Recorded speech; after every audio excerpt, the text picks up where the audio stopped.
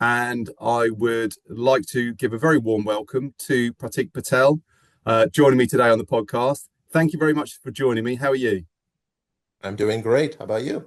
Yeah, really good, thank you. So, as far as introductions go, and I've seen you talk very eloquently on other podcasts and at events, etc. I can tell you're a very passionate procurement professional.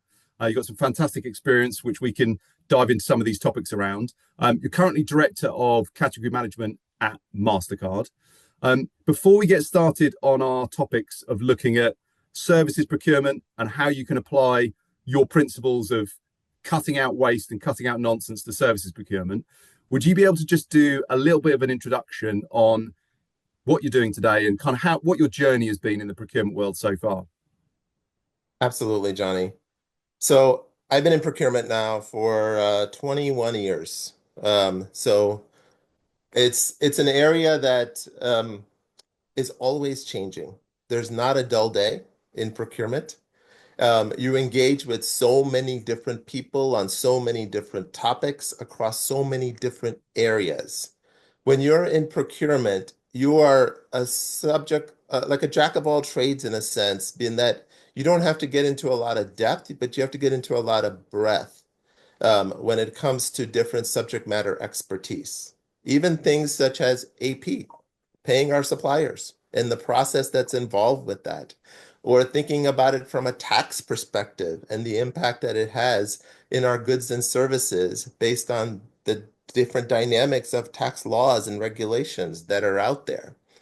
Thinking about it from a risk perspective. So thinking about what regulations are out there, understanding capabilities of our suppliers' abilities to be able to meet those regulations so that they don't put us in any type of an additional risk that impacts our brand equity. And these are not even the core aspects of what procurement is, because procurement is about procuring goods and services and getting the optimized value. So I am so fortunate that I have an engineering background and a bit of an MBA as well, that I was tapped on the shoulder when I was a young engineer in a plant. And, they asked me, would you like to consider a job in procurement? And my mindset was more around, I was in a small town in Vermont, and I was asked to go to Cleveland, Ohio. And I was like, oh, bigger city. I'm 25 years old. I can do more things. I'll be closer to my parents. I'm thinking in that mindset, not necessarily thinking about the job, because the job itself for me is, if you show the right attitude and the right passion, it doesn't matter what you're doing, you can be the best that you can be, because it's all about learning, absorbing, and understanding what does it take to drive the best value in anything you're doing. So that's kind of my background and kind of how I started in procurement. My role today, as you mentioned, category management. So I have category management for IT services, contingent staffing. I also have optimizing our contact center spend, how we look at data, AI, those platforms, and optimizing those from a category perspective. So category to me is always about optimize spend, optimize the suppliers, and be a consulting arm to the business for the right supplier for the right need. And then my other role is I have technology sourcing in 7 different divisions in North America. And so collectively, this helps me really having a good understanding of our strategy from a technology perspective, and not just for services, but how we leverage technology. And services is just an element of that. And I'm fortunate that MasterCard decided about 7 years ago, when we had a transformation, that there needed to be strategic roles in procurement, which means that I don't have the day-to-day responsibilities unless I need to get involved with that on the category side. The day-to-day for me on the technology side is when we hit a certain threshold of spend, my team gets involved on anything that we need to deal with on the spend side. I think that's a big gap in procurement, to be honest, across the industry, is that there needs to be a true understanding of how to drive the strategy. And strategy cannot be driven if you have these other fires that you're constantly trying to put out because you're trying to get recs out the door because goods have to be purchased or services have to be purchased. I 100% agree with you, and I think it's this kind of argument that's becoming less of an argument in the market now, which is a good thing. Which is around, is technology going to make procurement people, their roles redundant? Absolutely not. It should take out the transactional stuff and allow people to ascend into dealing with the strategic initiatives and to think strategically and to use data. So yeah, I'm 100% in agreement with you on that, and it starts at the front end and it finishes at the back end in the sense that what you were talking about, having that understanding of how Mastercard, what Mastercard's goals are as a business and how they utilize technology to achieve that and services to achieve that. That I think is one of the real keys, in the sense that the sophisticated procurement teams that are starting to emerge now, they are very closely aligned to the business goals. And I was speaking to some of the procurement team at Lego recently. Really, really nice group of people. And one of the interesting things that one of the great points that thought they put across was that, is it about cost? Is it about risk? Is it about this? Is it about that? And one of the senior procurement people there just said, look, it's about driving business value, and it's alignment to those goals and all that sort of strategic element to it. So yeah, I completely agree. I think that's something that for a lot of people, their businesses maybe don't recognize that, or there aren't the opportunities to operate in that way. Would you say? Yeah, I think so. And uh, it comes down to time. We only have so much bandwidth available. And if people don't have the ability to really harness those relationships and instead have to focus on getting certain transactions completed and becoming more transaction minded, then it's impossible to really expect them to be able to drive optimization when they're constantly being pulled in so many different directions.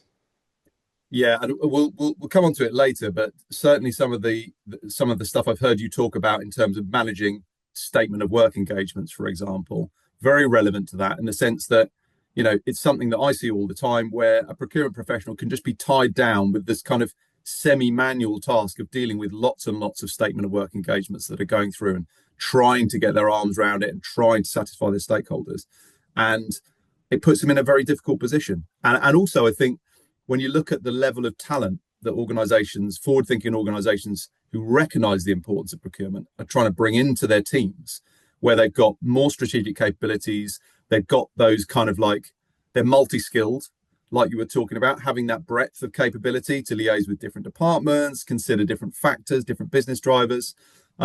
If you bring people into an environment that is not up to scratch, where it's a semi-manual environment, or there's a lot of transactional stuff that people are doing where they're effectively wasting their time, they're not working effectively, those bright sparks that in their own life are working super effectively and are very streamlined, it's going to be difficult to attract them into procurement.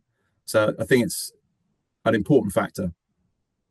Yeah, and Johnny, I think we'll talk more about this during this discussion as well. And it gets down to waste. And how can you truly tackle waste if you're constantly being pulled in a lot of different directions in trying to just keep the business running? Whereas if you have more of a strategy role, then it's almost an expectation in my mind that you need to be able to reduce waste where you can influence it to be reduced. And in procurement, to me, that's around the three parameters that I always think about when I think about service level, right? Because when you're talking about service level with your suppliers and what you expect from your suppliers, it's not just what you expect from your suppliers, it's what you expect as part of the full end-to-end ecosystem for the services that we require and how it impacts every functional area within that. And it's time, there's a time element to it, so speed. And so how can we get faster? Because if we can improve the speed, then we can probably improve the layers that exist today that's bogging us down, that we cannot get what we need to get done faster, right? It has a cost element to it. The cost element is related to really the total cost of ownership of that service. And so what are those different components that make up that cost? It's not just the supplier, but it's also our internal operations that we need to be able to support too. Um, and then there's the quality element to it. The quality element to me is about productivity and efficiency as well. And so you want to be able to do things faster without necessarily more resources. And you also want to be able, so that's the productivity element. And then you also want to be able to drive more efficiency, which is doing more with less as well. Yeah, and So yeah, go ahead. I was just going to say what you're really describing there is um, business enablement. So you're really, that's where procurement are really enabling the business and enabling the stakeholders to buy, whether it's goods or services, faster, easier, safer, in a compliant route that makes their life easier, probably makes the supplier's life easier and better as well, and works for the business, which is, it just makes so much sense. It just makes complete business sense. But I would say that it's possibly more in the minority than the majority of what I see and hear in the market at this particular point.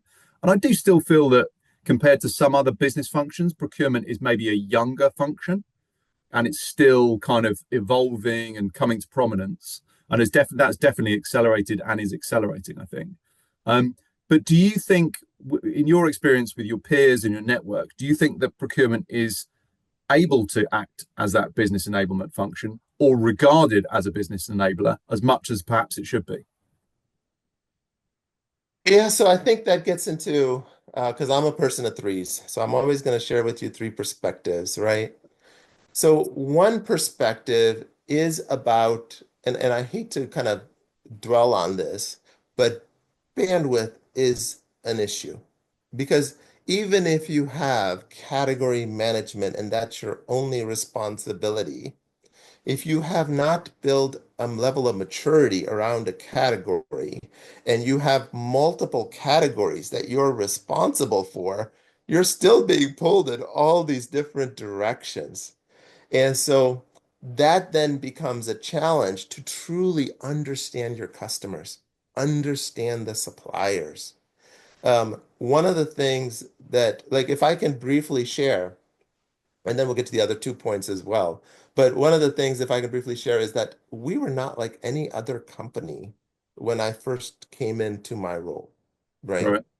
Um, First, I came into my role because I asked the company to give me the hardest area that they felt needed to be improved. Give me the most greenfield because there were areas of opportunity across almost all categories when I came into Mastercard. And and I see why they gave me what they gave me because from a supplier relationship standpoint, suppliers were engaged when transactions needed to be executed, Right. not in terms of a cadence that we have with the supplier, so we can truly understand capabilities. From a business standpoint, the business was more of that subject matter expert when it came to supplier capability than procurement was. And if that was the case, which was the case for us, then when there's new suppliers that the business wanted to work with, it was difficult for procurement to be able to push back and really share why these suppliers, or why do you want to work with this new supplier when we have these existing suppliers that have similar capabilities? And it doesn't necessarily have to be the ones that maybe procurement was pushing before because of a cost component, right? When you lead with cost, you've already lost the fight in my mind in that discussion because you've lost credibility with the business. You don't lead with cost. I always talk about better, faster, cheaper, cheaper being the third element, right? So I just wanted to kind of share that in that we were at kind of a ground zero maturity, just like a lot of other companies were when we first started. The second thing that I would share is that I think procurement professionals today, there is so much pressure that they face from like executives in terms of different corporate initiatives that kind of takes the focus away from being able to drive optimization. Like, for example, there could be working capital initiatives, and you got to go work on that, right? There could be sustainability components. Um, there could be rationalization, like these individual components that actually collectively can be addressed if you have the right strategy to really try to optimize. So I think the pressure to kind of meet certain corporate objectives and kind of focused on that versus holistically thinking about how they fit into the overall category strategy. So I think that's number two, that I've seen at least in my engagements with my peers. And number three is just the relationship. Um, I think it's such a daunting task. People have to understand it takes years. It doesn't happen overnight. It takes years to build the relationship with the business and with the suppliers to where you do become that trusted advisor. And I think because it's such an uphill, I guess, challenge to be able to do that, and people maybe have ambitions, right? They want to continue to grow, so they start to make some small improvements or initiatives, and then that helps them to get new roles. So there isn't the continuity within the category as well to be able to truly drive that optimization. So I think those are three components that I think are challenging my peers that I've at least in my engagements with them that I think makes it tough to drive towards that optimization. What do you think, Johnny? I agree with you, and I think when you talk about those factors, those factors require both executive support within the business, and they require somebody who's not scared to try and make change happen. And I think that's a really interesting factor that I'm starting to see more and more in procurement. Talking to people like yourself, I'm I'm imagining there was probably you had some great support in in some positions of real senior authority in this journey, but I'm also imagining there were certain walls you had to break down, and you had the motivation, and you had to have the motivation to do that, otherwise it wouldn't necessarily have happened. Seeing more procurement change makers coming to the fore, recognizing the opportunity for themselves, but also their businesses recognizing what they can deliver when they can put the business case together and say, "Trust me, I'll deliver the results." You know, put let me put this pressure on myself, and I'll show you what can be done. Do you think those two factors, in terms of the kind of the drive for you to make a change, and also the exec kind of support, were they factors for you within that journey? Yeah, I think so. But Johnny, I think ultimately leading with lean principles was the driving factor.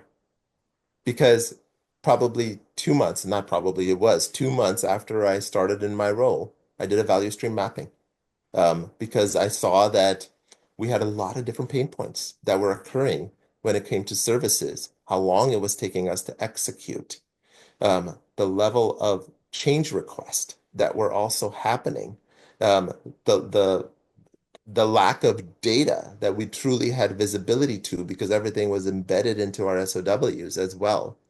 There were so many different problems. I think we captured about 45 pain points during the value stream mapping exercise Oh that we goodness. did, right?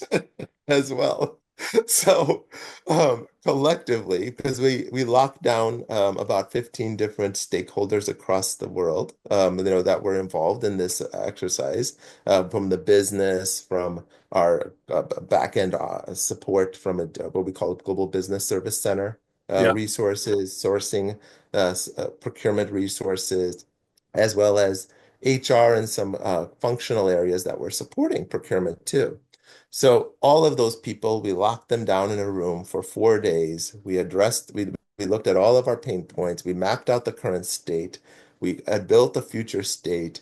We rallied all of the different people that had invested resources into this exercise to be a part of a cadence that we could then give them updates as the output of this exercise. So we led with understanding where the waste was. And that made it, I think, much easier to get the buy-in and support. And then probably within maybe about 5 months.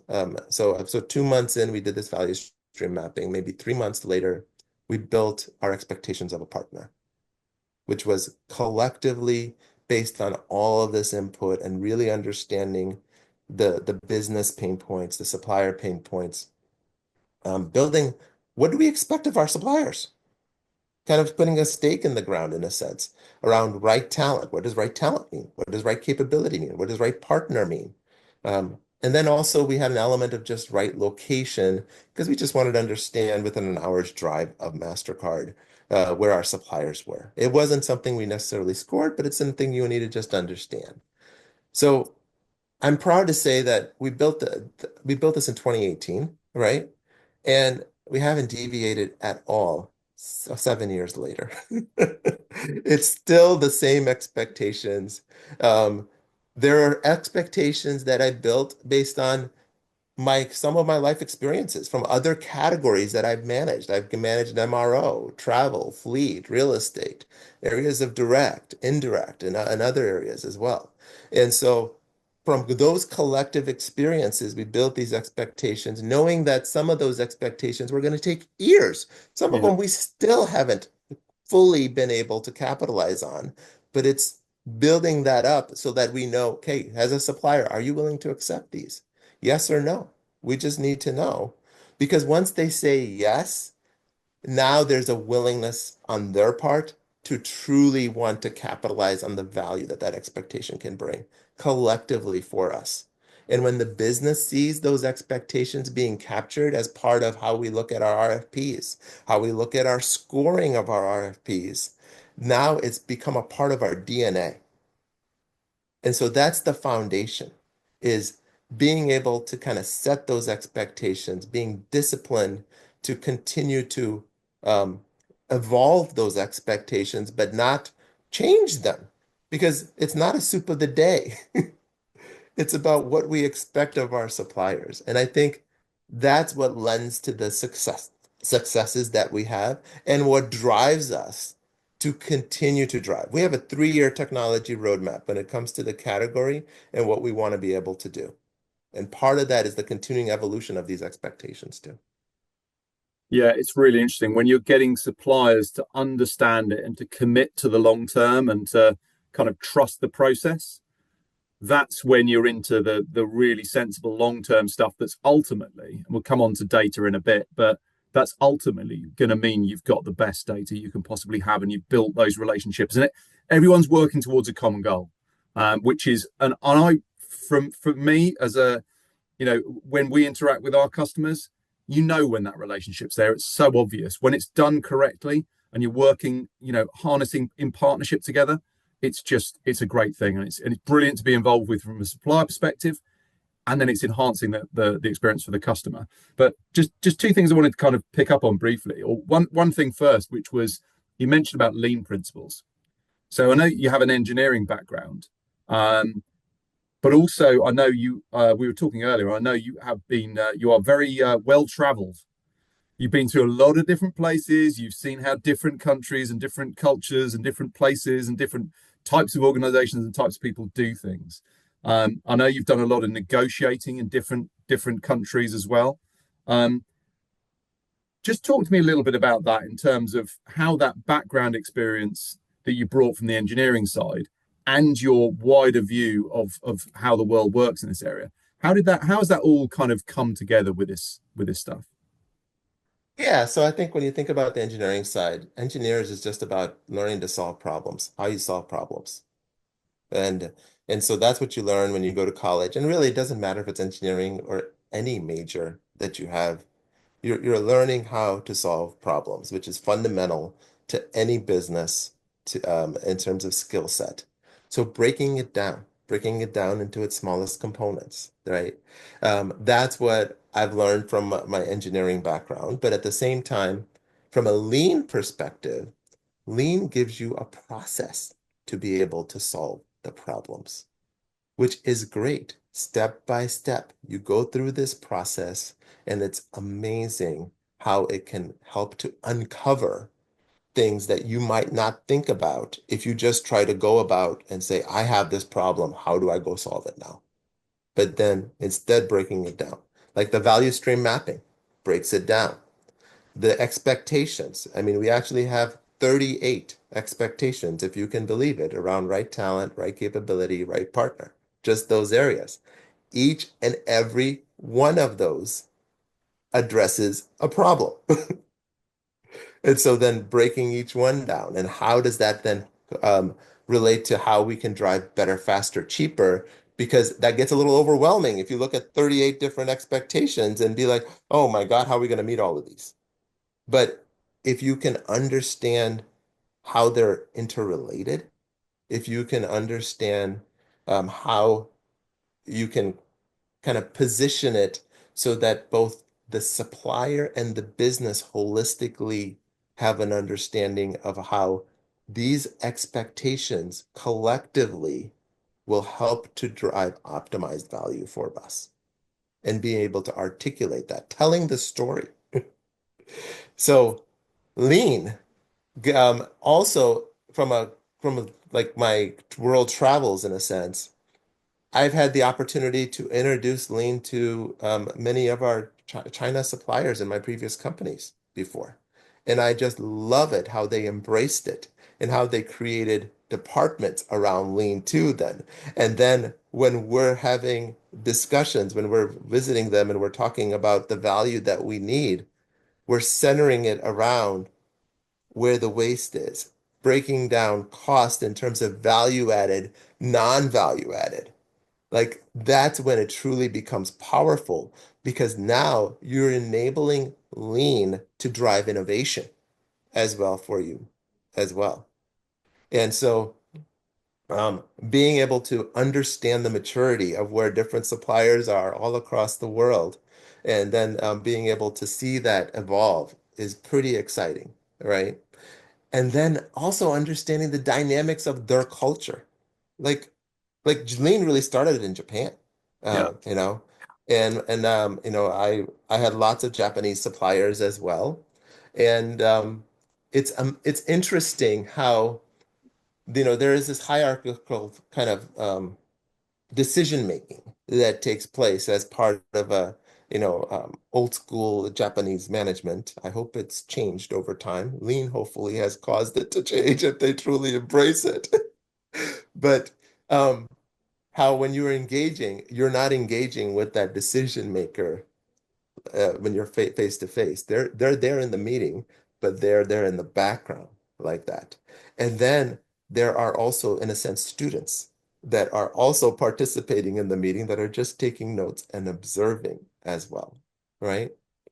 Where that understanding and appreciation and knowing where decision makers are, how do you resonate with those decision makers is very powerful. And the dynamics of how to do that in different cultures, it's not a one size fits all Yeah. as well. But the center point of all of that is lean. Lean doesn't change. The principles of lean are the same across the world. It doesn't matter what culture it is, where you are in the world, the principles stay the same. But how you communicate with them to tell the story, that's where it's different. So those are kind of a summary of, I guess, how engineering has impacted me, how lean has impacted me, and really understanding cultures across the world. Yeah, it's really interesting. And I think, you said when you came into Mastercard, you said, give me the tough one. What's the one that nobody else wants to tackle? So obviously tech services.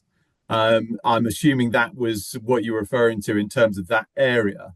Um, you mentioned, the way that suppliers engage typically, if it's when you came in, there was no real cadence to it.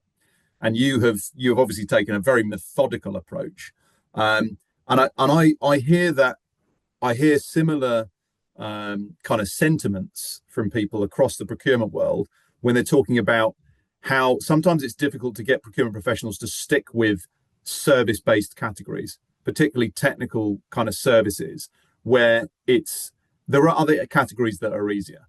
So it's not for everybody, and it's a more thorny problem to solve.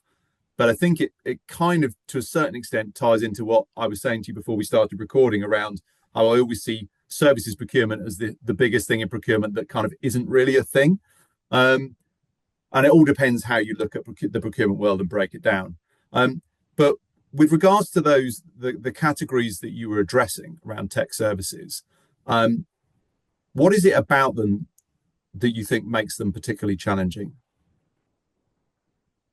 Well, I think it's the word, first of all, when you say tech services, because anything that you do from an IT perspective that involves labor, whether it's touching your code or not touching your code, whether it's supporting your live applications from a business applications or from an infrastructure standpoint, all can encompass that. And so first of all, when people talk about tech services inside Mastercard, I always delineate it in terms of touching code in our environment. So anybody that's touching code in our environment, anybody that is supporting live applications, whether it's business operations or it's technology infrastructure, or it's supporting the work around software development. So what we call TPMs, technical program management, PMTs, product management, technical. It's those roles that support that software development, but they're not necessarily touching the code as well. So that delineation helps them to have that focus around how you drive that optimization. And I always say tech services is the doing component, not the thinking component. Because when you talk about services, you also have a delineation around consulting, thinking, and doing, which is actual kind of keeping the lights on. It's progressing the company by actually doing activities that are then ultimately revenue generating, not just the thinking activities. So that's an element that anybody that has that role, you have to clearly delineate. Otherwise, you get pulled in so many different components that are, quote, under tech services. Yeah, and I think when you look at the procurement of services in general, I always regard it as the basically the extended capacity and capability of that organization to be able to get things done. And, there's intellectual property, like you're talking about consulting and things like that, and there's effort and expertise that goes into it. And ultimately, I know you manage contingent workforce categories and things like that as well.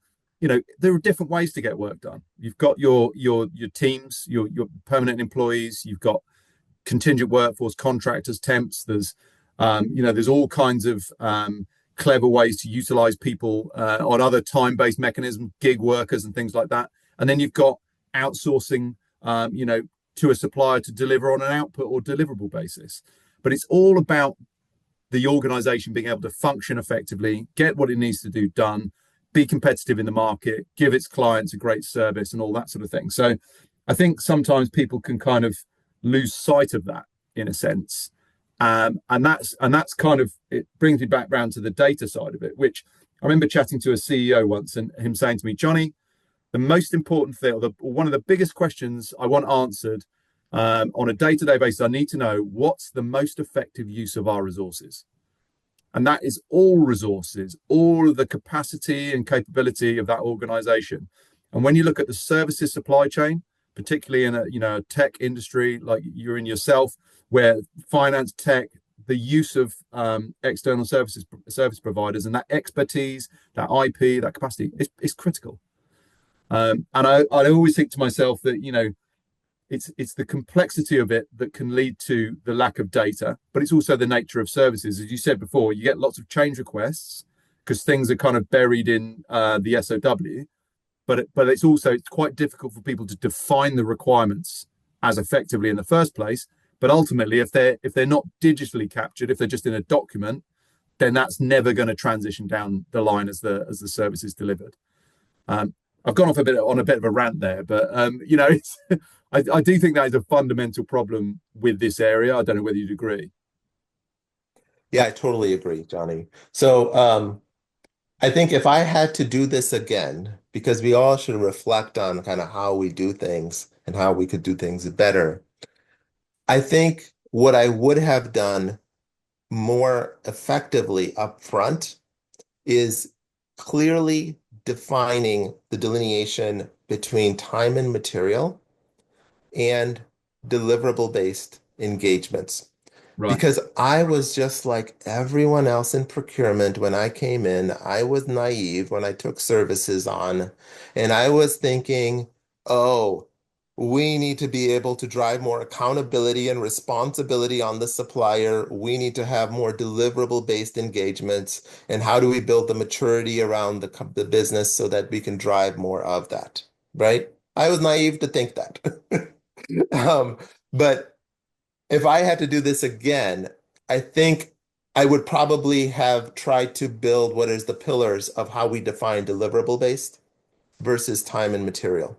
Because you mentioned a lot of key things there that to me are all different components of what makes up your overall category strategy, right? If I can, I'll summarize a few of the things that you shared, and then I'll talk about these four components that make up a deliverable based. So, first thing is, I just talked about like tech services and what is tech services, but you also talked about the different means of how you can facilitate the need for tech services, even. Like we talked about, contingent staffing, SOW, independent contractors. There's all these different mechanisms to be able to do that. To me, that's a delineation in itself. Contingent staffing, how do you define contingent staffing versus how do you define SOW, right? And that's something that if I and I only had the tech services for the first year and a half of my when I came into Mastercard. Then Right. I got contingent staffing. So I was in this mindset of just thinking SOW, not contingent staffing. But after getting contingent staffing, it still took a couple of years before we truly had the level of delineation of how we think about it. Because now, how we think about it is three things that truly define an SOW. Minimize the handholding, be an enabler of problem solving, leveraging your ecosystem, the supplier's ecosystem, and be a future teller. That's what we expect from our suppliers because they have a governance and cadence that happens with the business where our contingent staffing is a vendor blind program. Yeah. It's all about the talent, right? That's that clear delineation. But then there's another layers to this. There's the layers as it relates to the data element. For the data element, it's about normalization and standardization. There are so many different job titles that can mean the same thing. And every time you change that job title, it's an opportunity to potentially have a deviation in cost. Yeah. That means the same thing. So, um, the naive part of me, or the future self of me, would probably tell like when I was doing this 5, 6 years ago, that it's so important upfront to have a clear understanding of what your job titles are and the job descriptions, and ensuring that they are competency based as well for those different skill sets that are required. Because when I came in, it was old school as well in terms of years of experience, meaning certain job levels, but the title itself was different. For example, a senior software engineer could be the same thing as a senior programmer, senior developer. Right. There's a lot of different variations of what a software engineer is in itself. And we had hundreds of different deviations that took place. And that made it super hard to really grab your hand around it unless you were able to centralize it all in one system, where you're kind of level setting again. Because this one system in the beginning is a procure to pay system. Yeah. So in our procure to pay system, it's not, it's embedded in an SOW. They don't have the ability in the procure to pay system to capture the metadata associated with job title, job role, and rate to be able to capture separately. That's where a VMS comes in, a vendor managed system. And so centralizing an vendor managed system was a great opportunity to be able to level set or reset in a sense, right? Um, and then all those different pain points that we had discussed back when I first started, bringing those back in and seeing where we can drive standardization and normalization around those different pain points of why does legal need to be involved in a time and material engagement, versus deliverable based. So then that gets into the delineation of deliverable versus time and material. So if I can, I'd like to share with you the four things that make up a truly deliverable based engagement. Definitely. I'm looking forward to this. So number one, and I've shared this many times on other podcasts, so it might be a broken record for anybody that's listened to me in the past. But number one is the five W's and the one H. The who, what, where, when, and why, and the how. It's clearly defining the deliverable. Because if you can't define it, you're going to create waste, and the waste is ambiguity that's going to exist in how the business is interpreting it, how the supplier is interpreting it. And when there is an accountability of like, okay, deliverable was completed, the supplier is going to say, hey, I completed what we said we were going to do. And the business is going to say, no, you didn't. We didn't get exactly what we needed to get done. Like, okay, well, if that's what you want, then there's a change request and we can make that happen. Right? So that's number one, is the five W's and the one H. Number two, this is another part of my naiveness when it came to deliverable based. You got to have an understanding of what your businesses can control with the Right. suppliers on the deliverable. Yeah. And that has a component of dependency because there could be dependencies that are there that prevent the supplier from completing that deliverable. And they So could be internal those, ones. They could be internal ones. Like, that's sorry to right. cut across you there, but that's a fantastic point. It could be internal ones, like within your organization, the stakeholder wasn't able to turn up to the meeting, somebody was ill, something didn't get delivered, or something wasn't worked out, and it's critical. Yes, and in an agile world, it's going to be there. It's a fast fail mentality. Um, you have story points, feature points that you're executing on towards product requirements. Well, it's a product requirement. It's going to go to production. As part of going to production, you might have to have corporate security approval. You might have to have an architecture review. You might have to have data privacy review. These are things that are outside of that individual program and now need to be prioritized from a bandwidth perspective as well. And so naive of me to think that, hey, we could drive deliverable-based engagements for development work when a lot of our development work is also cross-functional. I mean, like it's a combination of our internal people and our suppliers as well, because we don't want that legacy knowledge to all exist with the suppliers. Part of that is an element of that. Part of it is like the TPM, the person that's kind of managing that development team and the work that they need to get done, have multiple sprints that they're working on, multiple teams that they're supporting. The PMT that's giving you those technical requirements, that's not always on the supplier side either. So they're actually dependent on us when it comes to the complexity of the feature points that we're managing to. So there's a lot of things from a control standpoint that is not in that supplier control, and that's deliverable based becomes a challenge. Number three is if you can manage the dependencies, you can give the control to the supplier. Now you got to hold them accountable from a performance standpoint. And that gets to an element of time, cost, and productivity efficiency, like we talked about, and being able to clearly outline that. And I'll be honest, we're still on our maturity curve in being able to do that.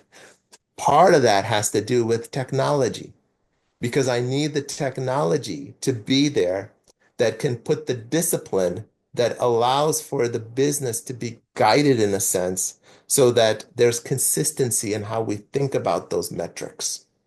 Because what gets measured gets done. But in order to be able to get those measurements, and also less is more as well. We don't need a lot of different metrics. We need the ones that are going to really drive that behavior change in both us and the supplier to be able to collectively drive the optimization.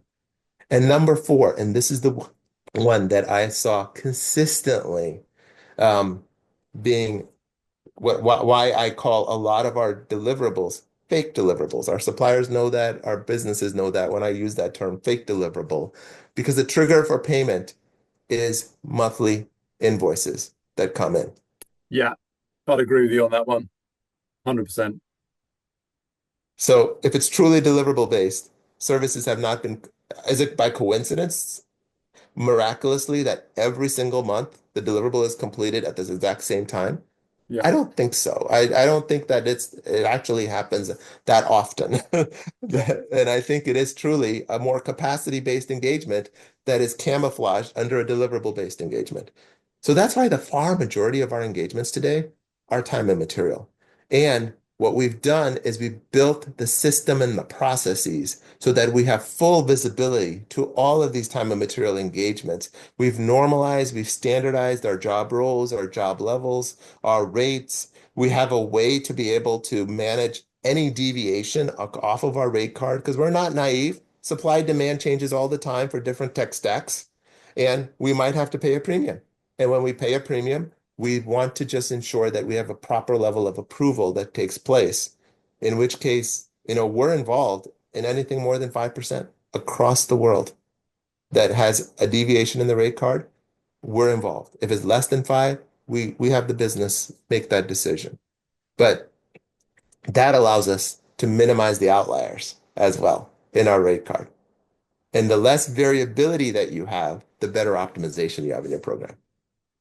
Yeah, I mean that's pretty mature. I'll come on to a bit more on that point in a bit. But one thing I just wanted to kind of come back to on that was when you talked about managing the dependencies and that delegated responsibility to the supplier and measuring those metrics and keeping them simple and keeping them standardized. You mentioned about sometimes the technology is a barrier in terms of the gap. What's the gap there? What's the gap there? Is it capturing the assessment of outputs? Is it capturing the outputs in the first place? Is it the difference between the different types of projects? Or is it more like qualitative indicators that aren't captured? What are the things that are kind of where you see that gap from a technology standpoint? I think that's a big question. So if it's okay, I'm going to share 3 points of view on this, right? That sounds good. Number one, on the technology side, is the provider of the technology, in this case, the VMS. The VMS, and I've told our VMS this as well, so they know, right? As it relates to the VMS built their VMS systems based on contingent staffing. Yeah. And then they made it fit with SOW, right? Agree. And Yeah. they're evolving the SOW piece. But how they've evolved the SOW piece on deliverable based still has a ways to go. So there are gaps when it comes to the metadata that you need to be Yeah. able to capture for deliverable based. And as a part of that metadata also needs to be what are the dependencies? Outlining those dependencies, the level of risk, low, medium, high, that could exist with that dependency, which would then potentially trigger either a mitigating measure of how we're going to manage that dependency, or could put an element. We can't be naive about this. A change request might be needed Yeah. because those dependencies weren't clearly outlined as part of the risk up front, right? But there is absolutely no VMS that I've seen that does a good job of really building out and capturing dependencies intentionally as a part of that deliverable based SOW. So that's one component. Um, Another component is the sourcing. It's procurement, and it's procurement's maturity um, as it relates to how to truly execute deliverable-based engagements and guiding the business appropriately. But I have to take a top-down approach on that, though. I have to start with the technology and what my limitations are on the technology Yeah. before we can guide and coach and build training around how procurement can help to support that execution. Because then once we built that understanding and that training for procurement, now we can have a standardized process. So now new deliverables that are being executed are around the elements that we can extract that metadata that then we can apply in the technology when we migrate to the technology to be used for deliverable-based engagements.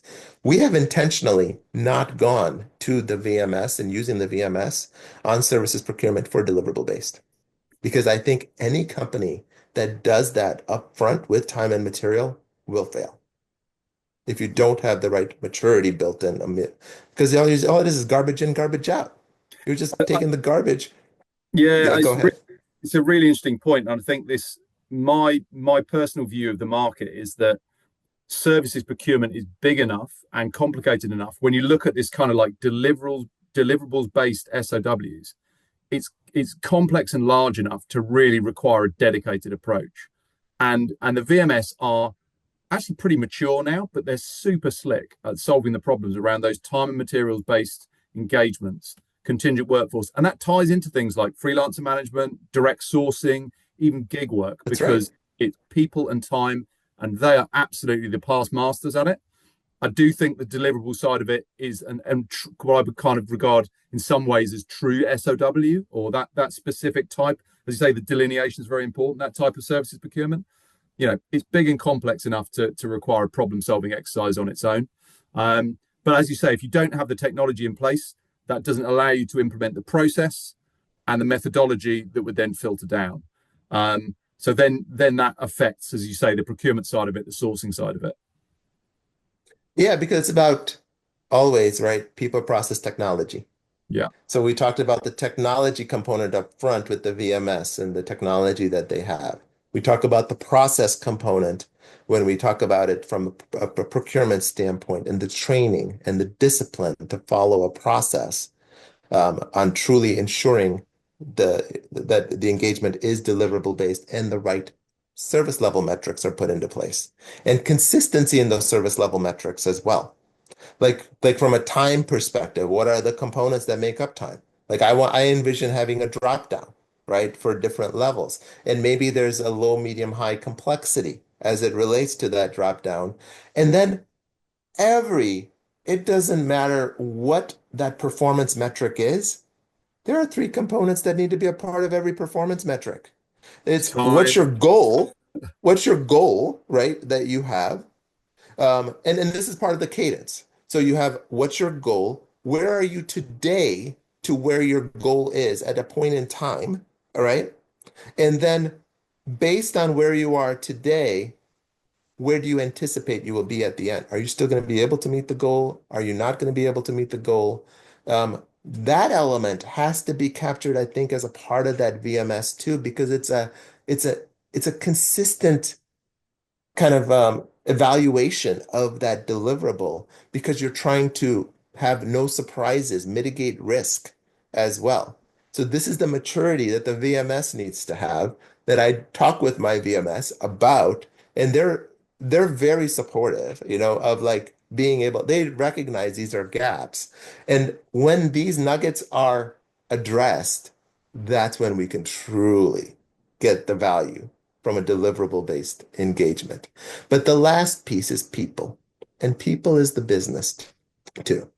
So it's the business also understanding that, hey, I truly do not have a deliverable based engagement here, and I need to go down the time and material right now.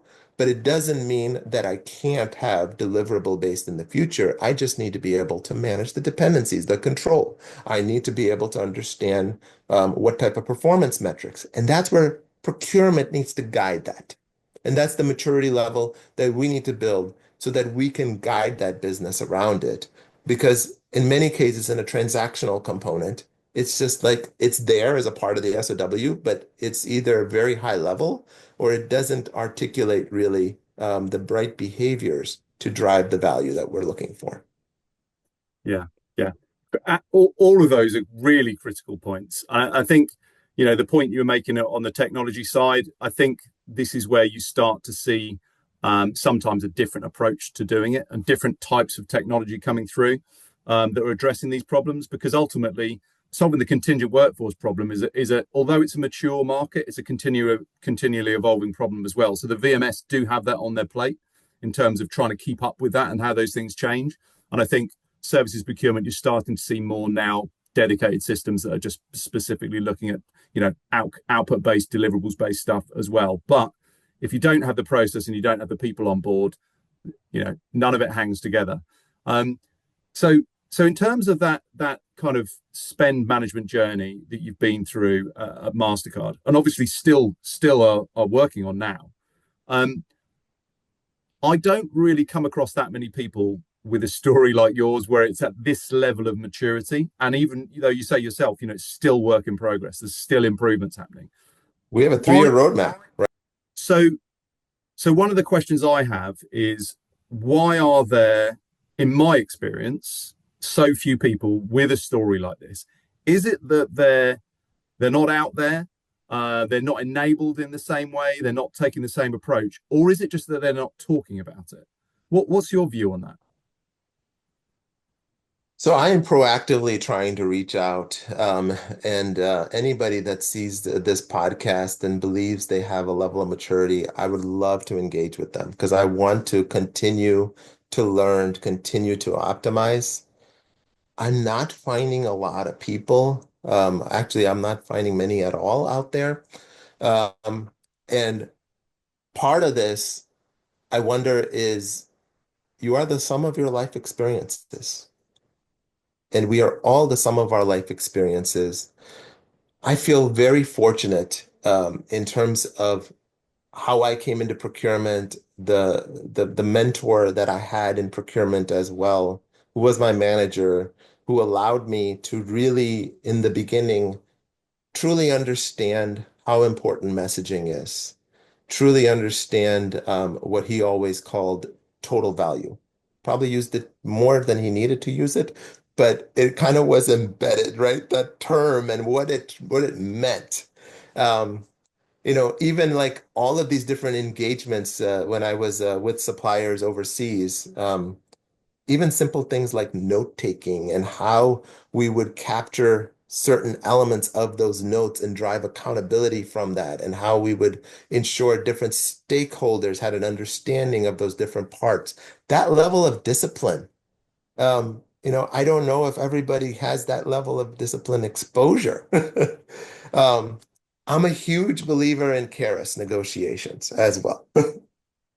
So I have been brainwashed by Karish. I've been brainwashed by A.T. Carney and the chessboard, the purchasing chessboard, where there are 64 levers that are available based on where the buyer influence and the seller influence is.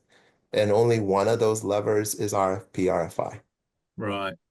Right. That, And so thinking about that element. So like we're all the sum of our life experiences. And I'm a huge believer of lean.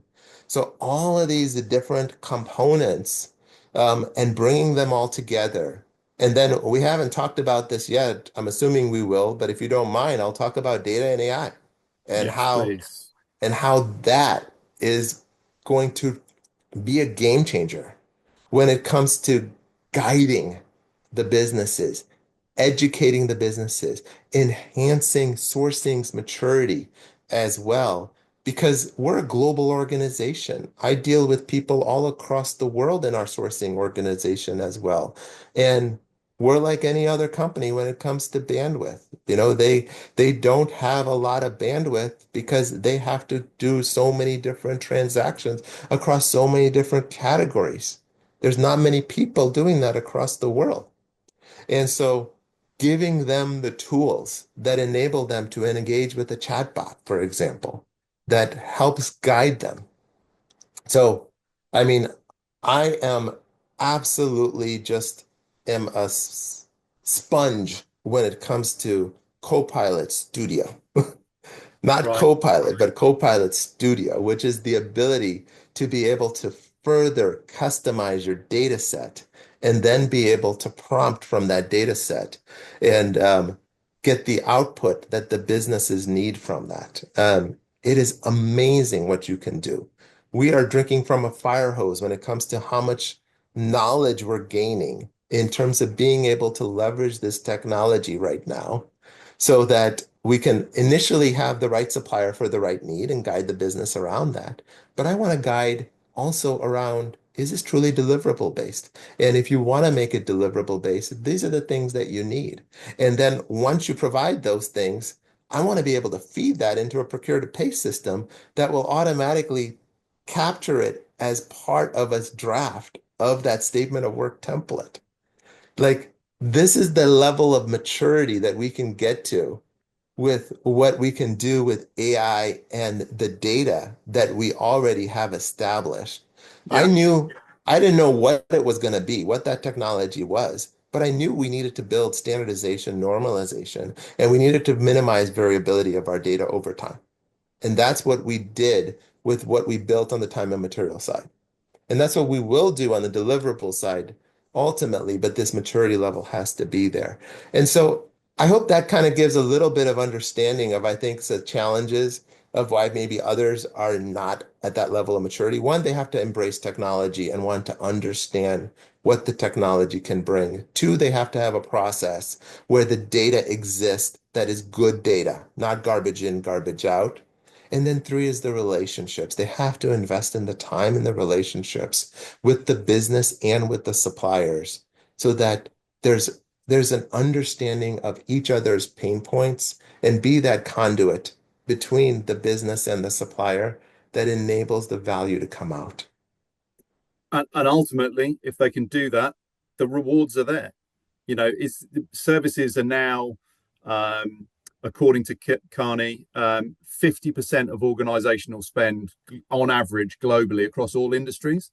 Yeah. 20 trillion or whatever it is.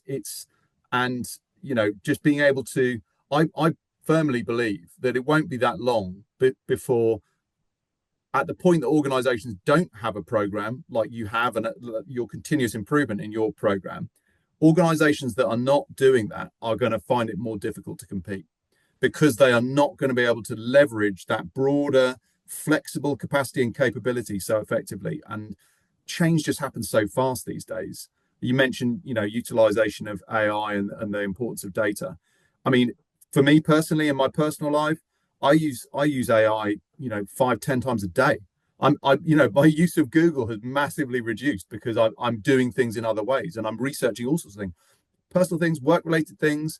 It's a tool, and I think it's less now. This has all happened very quickly, but initially there was definitely some talk, particularly within that I've noticed within procurement, about people worrying that AI was going to take their jobs. But it's like more like people who use AI effectively are going to take your job.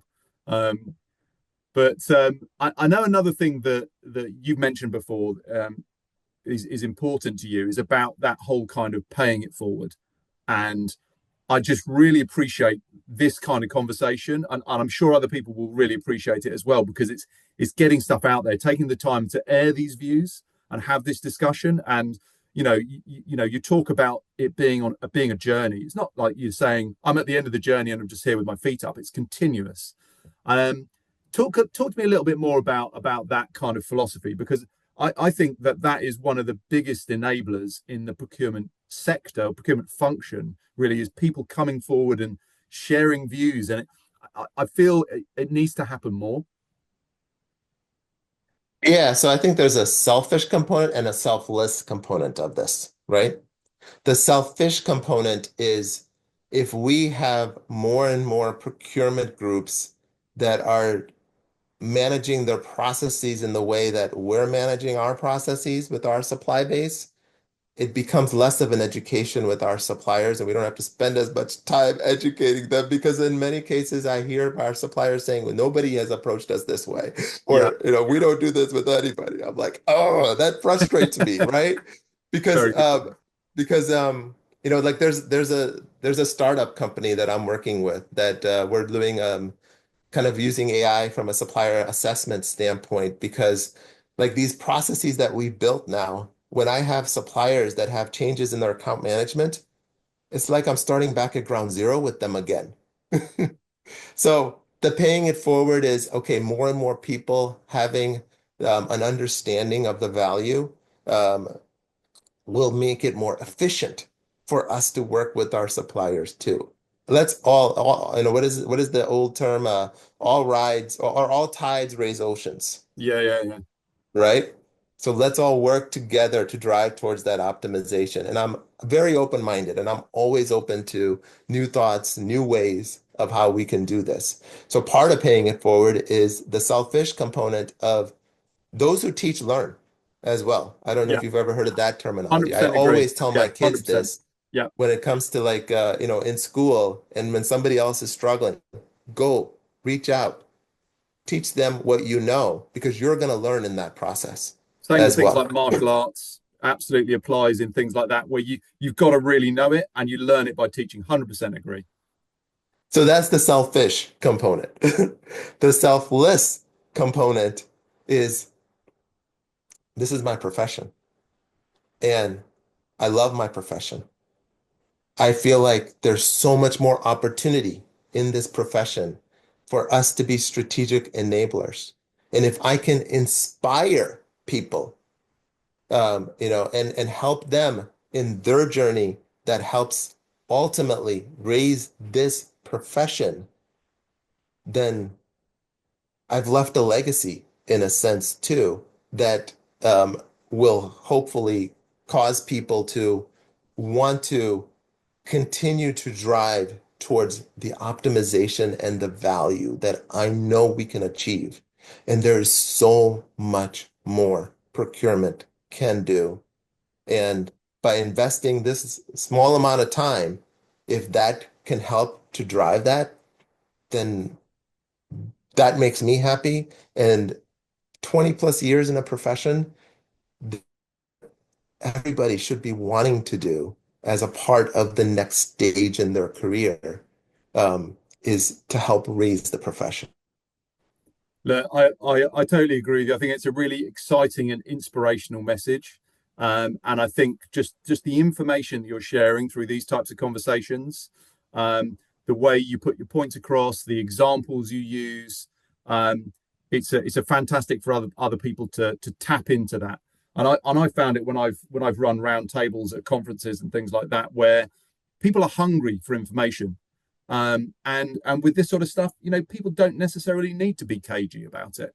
And it's share the wealth and like you say, rising tide, benefiting everybody. So yeah, I really appreciate everything you do going out in the market and talking about this stuff. And I really appreciate you taking the time to come and have a chat to me about it. It's been brilliant. I've really enjoyed the insights.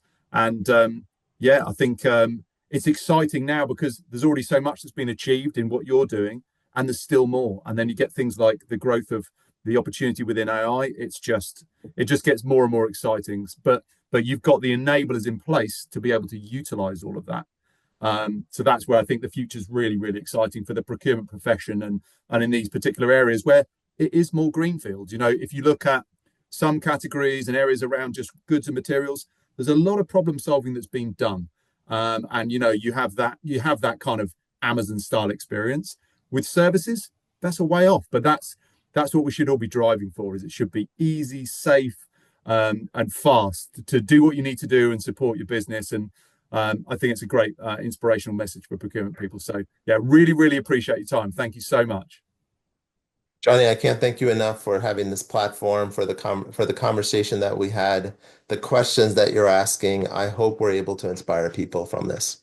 That's brilliant. Thank you so much. Thanks.